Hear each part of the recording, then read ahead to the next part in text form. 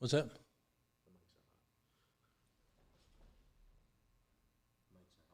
Okay.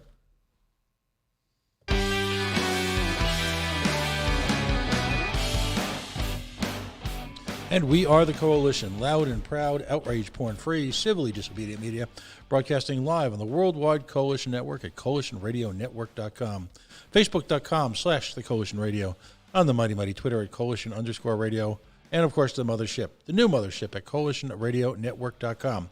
Of course, coalitionradio.us has 7 years of shows, 7 years, including an interview that we highlighted this past week with attorney Robert Mann, for whom our thoughts and our prayers, our actual prayers, are in place as he attempts to recover from the dread COVID-19. We're going to immerse ourselves now for the next hour and 45 minutes or so, I should say, in local politics. Being a political activist for a number of years in here in Rhode Island, I've had the opportunity to sit and meet with leaders of virtually every background. And as someone who I've become friends with and I've seen to be a force for good in Rhode Island is joining us for the very first time tonight. Paul Archetto has been active in Cranston city politics really for a good part of his life. He's a member of the community. He teaches locally at CCRI. He has been a council person. He has been intimately involved in the school committee. And it is my great pleasure to introduce him for the very first time on the airwaves of the Coalition Talk Radio. Welcome to the Coalition. Thank you, Pat. Thanks for having me. I appreciate the time. No, it's great to have you finally on the air. Paul, you've always been a guy who's worked, I think, fairly quietly in the background and as a force for good. You're not the type to be flamboyant. You're not the guy who's got a lead. You're not inserting yourself into every picture. We where I come from, we call candidates like that live shots. The minute the red dot comes on the camera, then all of a sudden, magically, they appear using hockey checking skills that had to have come out of the NHL to get. And they usually flashes. They usually flashes in the pan. You know, I'm long and consistent. Thank you for the accolades. I also was a state representative for 6 years. Back when, if you remember, DEPCO, I was elected, and the governor at the time closed 46 credit unions. It was a very difficult time, as it is right now. I mean, $800 million deficit and rising looks like a bleak future, and the governor and the assembly is going to have to make some very hard choices. Right, as are cities and towns, which is why, well, ironically, the last election and currently the election coming up at the city and town level is so important. It's my personal opinion that, quite frankly, the decisions have to be made at the town level. Ultimately, towns know their operations intimately. They know their community. They know where, they might be able to save a little money. They know where they're stretching it thin. I don't think you can have this constant, if you will, this attempt to control the state at this high level and expect the towns to just follow in line without any consideration to their own efforts. But let's talk about your experience, because it is, I'm looking at your resume here, and it is one of the most varied that I've seen in someone who's a state activist. You did serve as a member of the General Assembly from 1990 to 96. You got very high ratings from Common Cause of RI at a time, I believe, when Phil West was steering the ship. The Honorable Reverend Phil West. Good man, Phil West. Yes, got to be good friends with him. Right. Continue. Operation Clean Government. Now, this is one of the maddening parts of activism in the state. Operation Clean Government, in its time, in its heyday, basically changed the course of Rhode Island government and was able to least stem the tide. A lot of very good people. The question, when you look back in Rhode Island history, you and I have got a lot of institutional experience. We got a lot of memories. We know where the names are. And you look at an organization like that, and you say, well, "Boy, could we use them now?" Because they were so selfless. They were not interested in spotlights, and they were not interested in causes, led by their name. There was a lot of good people. They gave you a lot of accurate statistical data. Unlike when you're elected official, and you have these, seminars, you have these promotions, the men's with the board, guys with the board, and a lot of their numbers are skewed because they want to get their project through. So Common Cause and Operation Clean Government always gave you pretty accurate assessment of what the project cost or what was going on. That's what I respected the most about them. Now, let's talk about the DEPCO period, because there was we were about to go through another DEPCO. In fact, it may even make DEPCO look, I don't want to say insignificant, because they were troubling times. Tell folks about what happened there. Give them a little bit of a history. Well, there was a credit union that Mr. Malacone was operating, that he constantly was lending money with no auditing, he wasn't writing down the loans, there was no accounting of the loans. And then the credit unions had their own RISDIC insurance. They weren't FDIC. And there was a run on his bank, so he drew on the insurance. Then the depositors began to withdraw large sums of money. So most of the credit unions, their liquidity was dried up. They had no credit. So they had to close. Someone made the good choice. He closed them. And fortunately, many of the depositors got 100% of their deposits back, except for their interest. They did not receive any interest on their savings accounts, which was a win, because initially they were only going to get 25%. They didn't want the 50%, and then this assembly decided we should reimburse them in full, but at a cost, because there was a long-term debt involved in that, as you're well aware. Right, and you had the escalation of the sales tax to this day, which was in line pretty much with the state of Massachusetts. Now, of course, it's at its own peak, and they've never gotten around to reversing that, which has led to another conversation someday about the cynicism of the average Rhode Island taxpayer. Good point. And then while paying that off, down the road, I think it was finally in '96, the Convention Center Authority, the bill that the Convention Center, which I opposed because I felt our long-term debt was so severe. By voting against that, specials just came out, and I was defeated in the next election. But right now, we're in the same scenario with the debt we have, and I understand that the Convention Center is being converted into a hospital. Am I correct at this time? They're using it as some type of temporary hospital facility at an exorbitant cost, which is right. ludicrous. When there's a closed hospital in Pawtucket, from my understanding, yes, something that's really accessible, it's there, it's ready to go, and for some unknown reason that stays closed, and we're spending millions to convert the convention center to a hospital. So it's kind of, I question that decision. Well, I'll tell you. Well, no, it's clearly the old line is never let a good crisis go to waste, and there are a lot of folks who are using what is actually a life and death crisis. I firmly believe that this is not some imagined disease like some folks. No, I agree. It's a serious situation. You're absolutely right. Yep. But at the same time, folks are taking that and running with it. And, to their credit, there was a group of Republican insurgents a couple of years ago who did a really in-depth analysis of a working group that did an in-depth analysis of the operation of the convention center. And, lo and behold, it's hemorrhaging cash. And I go back, that was one of the seeds of my activism was the convention center. And I think you remember as well that it first started out as a project that was going to make money. And then, lo and behold, it wasn't going to really make much money, but it would bring business in. And then I'll never forget, I was watching, I think it was 10 News Conference or whatever the equivalent of it was at that time, in a late-night rerun. And one of the wise men of the state of Rhode Island said, well, it was never really intended to make money. It's a lost leader that will generate income for the state. And, it's a beautiful building, but obviously it's hemorrhaging cash. And White elephant. Absolutely. And I mean, is it fair to say at this point in time, given the historical deprivations that we are facing financially as a state, is it time to take all the sacred cows off the table? Shouldn't everything be at stake?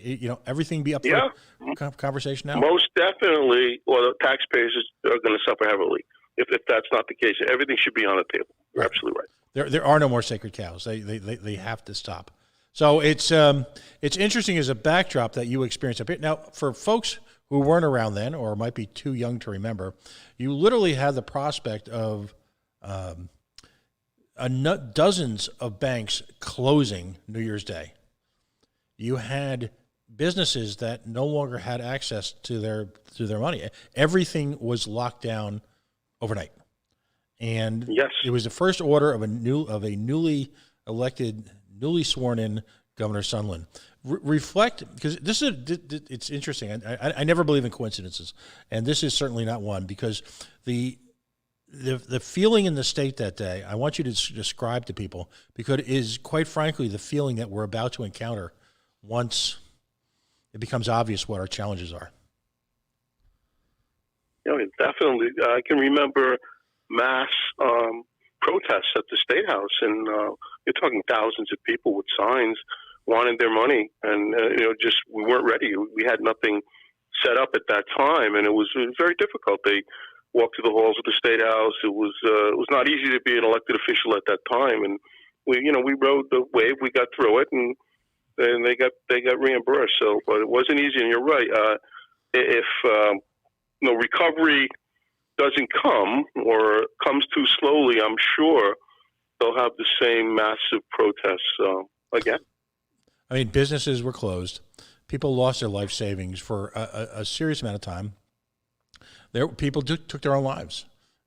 There were a number of deaths that were accelerated or, if you will, pointed out as a cause of early deaths of folks. It was as if the world had stopped overnight, except the rest of the world was going on because they still had their mortgage bills, they still had their utility bills, and they had literally no recourse. And I fear that's what we're about to face now. Now, after I believe my reading of history, you were unfairly targeted in that next election. It wasn't good enough. You could have I think sat on your laurels at that point. You'd given a lot to the community, but you did actually a couple of years later you did run for Cranston School Committee and were elected for 4 years. Talk about the Cranston school system. This is an area that you're intimately involved in. Well, as an educator, I want to provide the best access to education that a student can have. And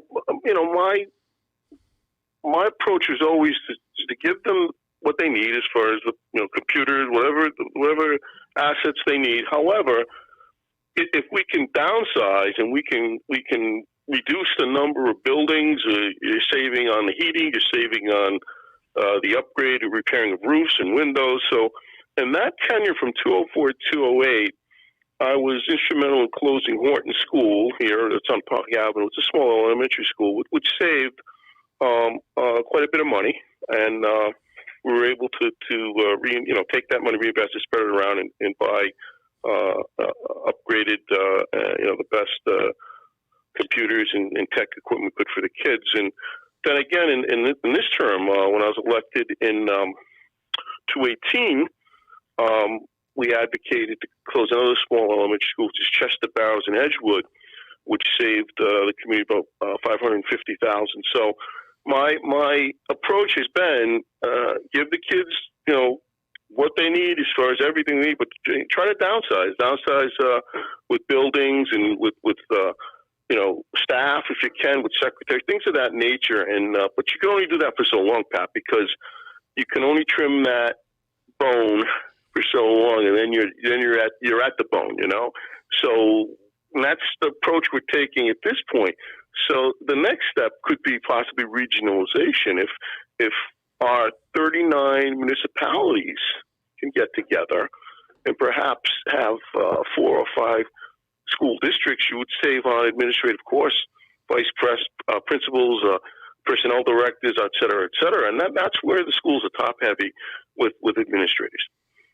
And this becomes critical because we've now seen And I believe in a throwback in a move that became during the Carter administration, we've seen mega growth in middle level to higher level management at school systems, which can be directly correlated, sadly, with declining test scores. It seems like all the money is being spent on consultants, management, more management, and public relations. Now, I'm painting with a very broad brush, but what's happened in the Providence schools is now a national story, and it's emblematic of what's happening to a varying degree at schools across the state as they continue to perform poorly.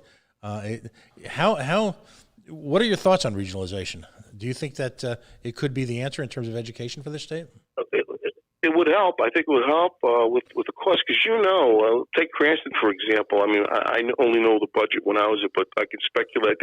I think the budget for Cranston now must be close to $200 million. I think when I was there, it was 164. So I'll just take it for maybe 180, 185. The school departments get more than half, about 56% of that budget. So any municipality, the majority of money goes to the school district, and what's left goes to to run the city, the highway, whatever is left. So if we could collaborate with other communities and cut that cost for the municipality, and I'm not saying, but maybe reduce it by 15 or 20%, I think it's a win. And what do you want to collaborate on? That's the question, and how do the cities and towns go about it?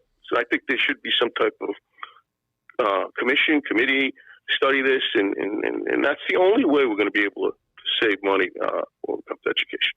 Well, and when you look at some of the large city school districts across this country, you've got one city with one school district having more students than the state of Rhode Island. It's the overlap and the duplication is incredible, as well as you've got municipalities, each with their own curriculums, each with their own curriculum costs. It's completely balkanized. And unfortunately, the results are not great. One has to question, number one, given the financial situation, number two, given the fact that I don't know if the schools can get much worse, particularly in the case of Providence, it strikes me that we can only improve. Your thoughts as an educator now during this period of crisis where students are learning from home. I realize the stats are still out on that, but what's your initial impression? I had to, all the faculty at CCRI had to, I can just tell you my own experience. We had to stop dead in our tracks, and as we, teaching in the classroom, lecturing, and we had to literally reconfigure our whole way of lesson plan to the computer, and fortunately, I was lucky that I did take seminars and courses on the use of Blackboard and Zoom and Launchpad. So I was, I had some background, but some other professors had to just learn right as they were teaching, which is quite difficult. As I can say this, that the kids, I think, are more in tune learning from computers. However, it takes much more time to prepare and to critique their material they send to you on the computer. So it's more time consuming. However, maybe the more you use it, you can perfect that and cut the. That's my experience this semester. So let's flash forward to that time pre-COVID, before this hit. And I guess we really need to look at Cranston in two separate perspectives. Number one, the administration leading up to the time when COVID hit, and now post-COVID. What are your thoughts in terms of the progress of the city over the past administration? We're looking at historical change now. The current mayor, after being serving for a long period of time, he's going to be term limited. What is his legacy, and what is the legacy of that administration, in your thoughts? Mayor Fung had some very good positives, and I think he had some setbacks. And I think Mayor Fung, he tries hard, he's successful, he means well. But I think Mayor Fung really was a poor judge of character on some issues. Take the police scandal, for example. We had a police chief that was literally acting like a gangster, basically, using the power of a chief and intimidating citizens, and there was just so much going on there. And we had to call the state police to come and run our police department. I can only tell you a few instances that I know. For example, I'll give you a case in point. We have a personnel director.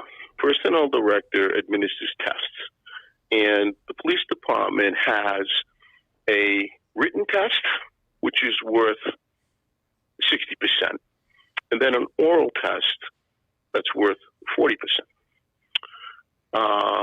The chief and his hierarchy, who wanted to promote their friends from sergeants to lieutenants, or to lieutenants to captains, were intimidating the personnel director to allow her to turn over the written scores in order for their friends to do better on the oral. So they would know the score, and they could kind of fudge the oral in order for their candidate to get a very good mark on the test, if we get a promotion. And certain officers, there's a few, I don't want to name names, but who were, distinguished officers, they weren't getting the promotion because they were submarined during the oral, even if they had a high test score. And that's just one case in point what was going on. And if you ever read that state police report, there's numerous incidences. So Mr. Stikos and I stood up against a police department that was rogue, and was if you voted against something, they targeted you. As my district, they lambasted with parking tickets overnight. There was like 65 in mine, and Steve had like 69. And council people that supported their agenda, of course, didn't get a ticket written in their ward. So they were playing the game that way. And fortunately, there were good people at the state police that were very helpful, came in, and a number of the bad cops had to resign, which is a good thing. We have a very good chief now, former member of the state police, Mr. Winquest, and his administrative staff is top notch, and it's much better. But they were working, around 212, 213, like the Gestapo here in Cranston. Wow. And of course, as you mentioned, they made national news because at the same time that the mayor was running to be governor, the state police actually had to come in and assume control of the police in the police function in the town. Lieutenant Colonel Barry came, a few others. Very good. Captain Monahan did a great job. Mm-hmm. Respect them immensely. And that they stayed here for about, I think, a year and a half to get things out here. It wasn't easy. And I gave you one example of many things that were going on in Cranston. So if you are the commander in chief of the city, do you turn the blind eye? Do you know those things are going to? I mean, that's the issue. So, like I said, he had some great points and some other points that he had a rogue police department. Believe me when I tell you. Yeah, and it's of course the question always, what's worse, that he knew or didn't know, and that that harkens back to many administrations at many levels in this country. Let's talk about taxes in Cranston. You've had at one point in time, going back to the pre-Laffey administration, the town was literally on death's door financially, largely because of management issues. Mr. Laffey is either fairly or unfairly, depending on your perspective, given credit for quote unquote, revitalizing. Is that a fair statement?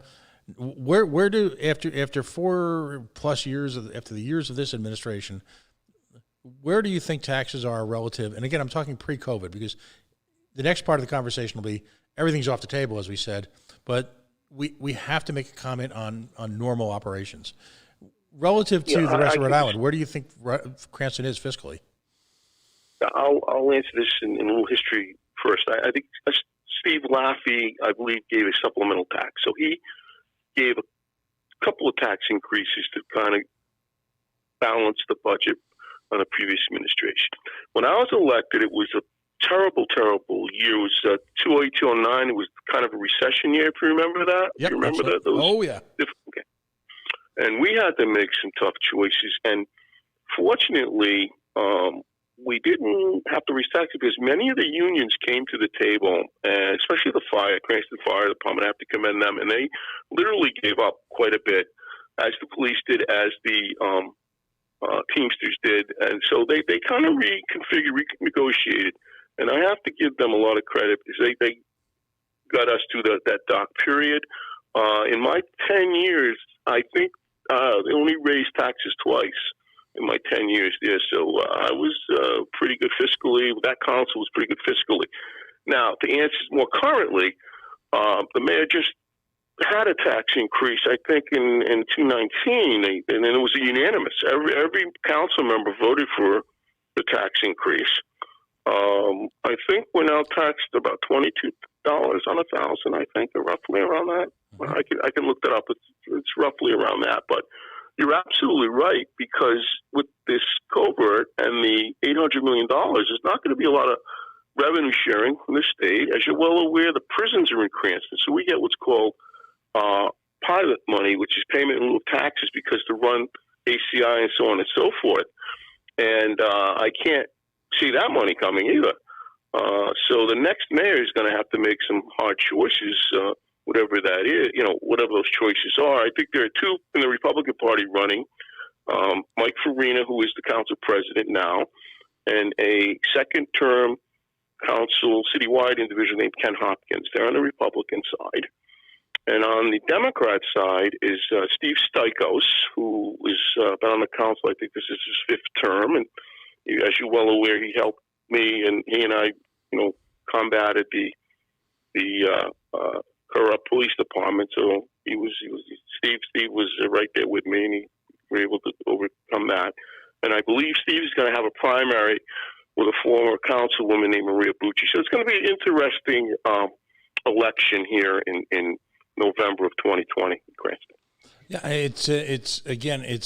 it's astonishing, the timing, a complete turnover, if you will, of the heads of city government. You've got a real prospect that the state legislature, who have yet to really address what's happening to the state financially. It's astonishing how they've, for at least up until about a week or so ago, largely abdicated the role they have in managing expenditures, as is the nature of the legislative branch of government in any government. You've got a real chance that the hometown hero, if you will, Speaker Mattiello, is facing serious challenges, which may have been staved off, ironically, by going into the disaster footing that we're in right now. There was the wolves, as they say, were at the door. And by the way, this is my comment, not yours. If there is a politician who seems to be made of Velcro, who just manages, or I should say Teflon, manages to, wow, holy cow, he manages. Houdini's got nothing on him. I'll just say that. But the speaker, I got to give the speaker, is fiscally conservative, and the speaker did come to bat with Pawtucket. I mean, they wanted to have a major, loan again, the bond rating and so on. So, and the speaker fought that, and I think because he fought that, he fought a lot of big special interests, believe them. And so the speaker can, he's got some backbone there. Mm-hmm. Yes, he's up against a tough candidate. I think he's going to be up against Mayor Fung's wife. And, when you're the incumbent mayor, you have a lot of money and a lot of foot soldiers at your disposal. So there's going to be a very interesting race, I would say. Right. What you've talked about regional. But just one thing on taxes. Mm-hmm. As I said, Cranston raised their taxes last year, and with the dismal outlook with the economy, I mean, what's going to happen? Do we raise them again? I mean, that's ridiculous. So we're going to have to look at, furloughs, or we're going to have to look at downsizing somewhere. It's going to be hard choices for the council. And I think you're going to need council people who are very experienced, like Paul Archetto, who can handle these things. You don't want a novice who just come out of nowhere, get elected, and just don't have a clue, because these are serious times, and you really need to make some hard choices. I've worked on many budgets, state budgets, school committee budgets, 10 years of city council budgets. So, and I wouldn't like to have a tax increase. I'll be quite honest. If elected, if we can do without one, I'll certainly try to do that. And you make a great point. Very often, city council races are a sort of a stepping stone for a number of politicians who are looking to make a splash or looking to campaign on social issues or big, quote unquote, big picture issues. We couldn't be further from the case right now, could we? What's necessary, it's not even a question of wanting, but what is necessary right now are folks with institutional experience, institutional knowledge, a clear understanding of how their respective cities work. And that's why I say that I believe the governor now, that the immediate medical crisis seems to be waning somewhat. And I'll use the argument somewhat. That's another conversation. But in light of that, isn't it more important for towns to get down to the brass tacks, as they say, to stick to their knitting? I got all the cliches in the book, buddy. But it's the town that knows how they need to manage themselves. Is it more appropriate for the town to take the control at the local level, as opposed to having these creative geniuses at the state level who their idea of Cranston is basically going down and going down a New York system or heading over to Garden City? How important is local control right now? I agree with you. I think local control is the most important, because we're the people in the trenches. We're the people who really know what the situation is on the front line. So I agree with you, local control. However, let me say this. I think the governor made a lot of good choices. I think she's done a great job handling this. She's under a lot of pressure. It's a 24-hour day, 7 days a week job, and I think Governor Armando's done an excellent job. However, if I was to have one minor criticism, is I think many of the people around her, many of her advisors, are not Rhode Islanders. I mean, she's hired a lot of people from out of state who really don't have a clue on how Rhode Island works, its operations. And I'll give you a case in point.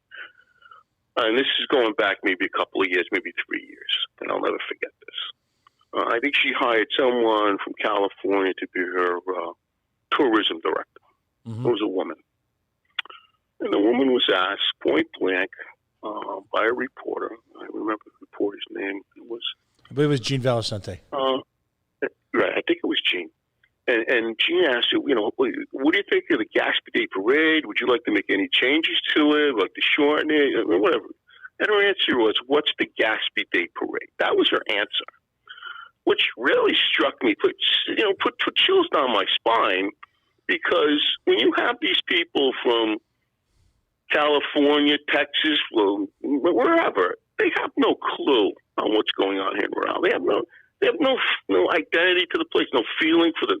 It's just their paycheck, and I'm a genius. I've got 5 degrees. I'm a PhD, and that's it. So, and that's my only criticism, I guess. But under these circumstances, I think the government's done an excellent job, and I commend her for what she's done. But if I had any advice, for the governor, hire people from here, from our hometowns, who really know how Rhode Island operates, and get things done, and know which buttons to press in order to get results.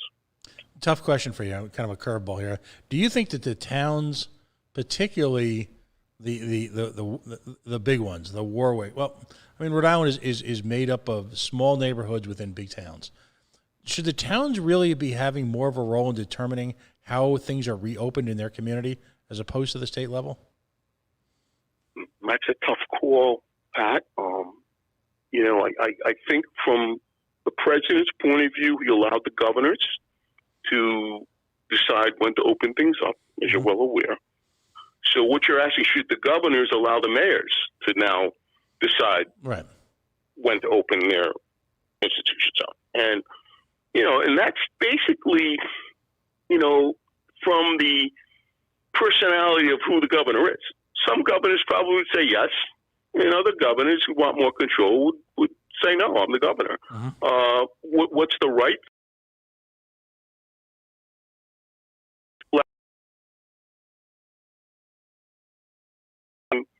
their cities, especially the big cities, especially Providence, Warwick, Cranston. Right. I think they need a bit more flexibility. That would be my recommendation. Right. So more of a partnership, a working partnership, where when I speak to you and we talk from time to time, and when I speak to you, you've got Cranston in your blood. It's part of your DNA. And Cranston graduate. Yep. Cranston East graduate and homeschool Providence College. I'm born and raised Cranston, Rhode Island. That's my heart and soul, man.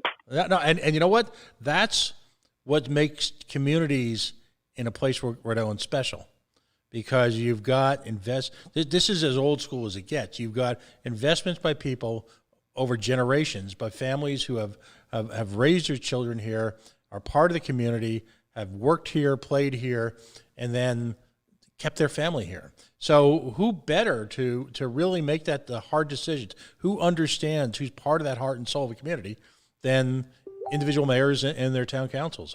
I'm personally, and I'm a huge believer in local government. You guys know what's best. You know where the money's got to come from, and ultimately, by the time all these states and federal types are done, you're the ones left holding the bag. You have to make the hard decisions. I want to end with this though. Just to change subject one more point. Mm-hmm. And as far as the mayor, and then again, I think you're well aware that certain corporations or certain major companies have more of an influence over elected officials than others. Mm-hmm. And that certain mega companies, corporations, the zoning board is everything. You know that, right? Absolutely.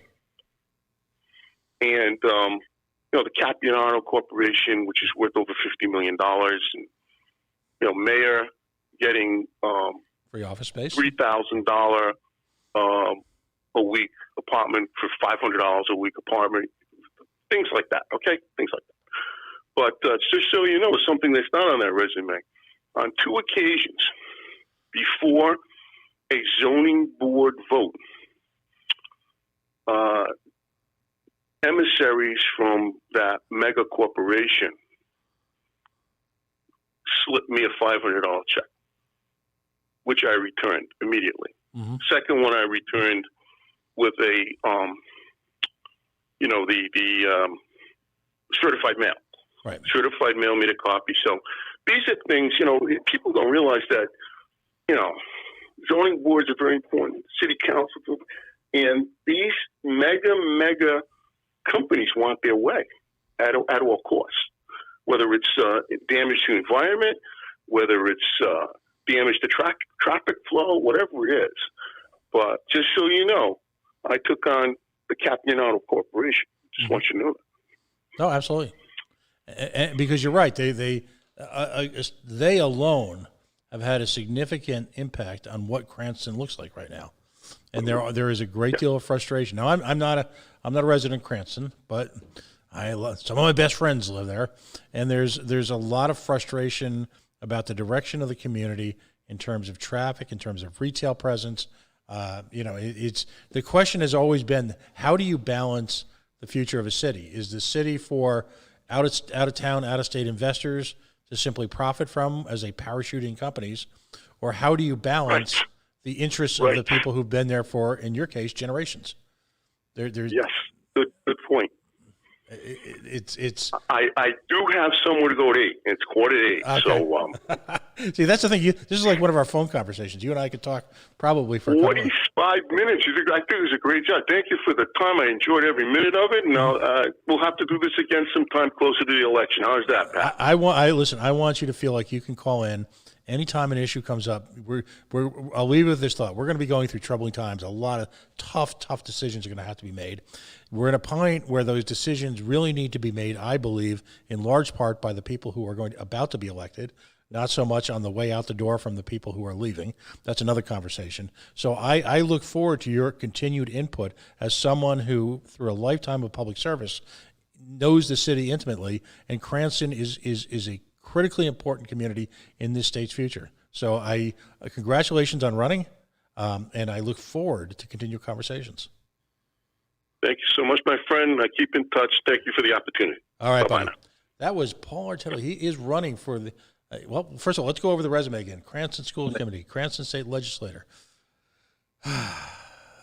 Someone who's been intimately involved in the conduct, the affairs, the life of the city of Cranston for an entire generation. We're going to take a quick break right now. We're going to be back in a few minutes with a national production of something called An Hour with the Candidates. We are the Coalition, loud and proud, outrage porn free, civilly disobedient media, broadcasting live on the Worldwide Coalition Radio Network here at thecoalitionradionetwork.com. Facebook.com/Coalition Radio, on the Mighty Mighty Twitter at Coalition_Radio.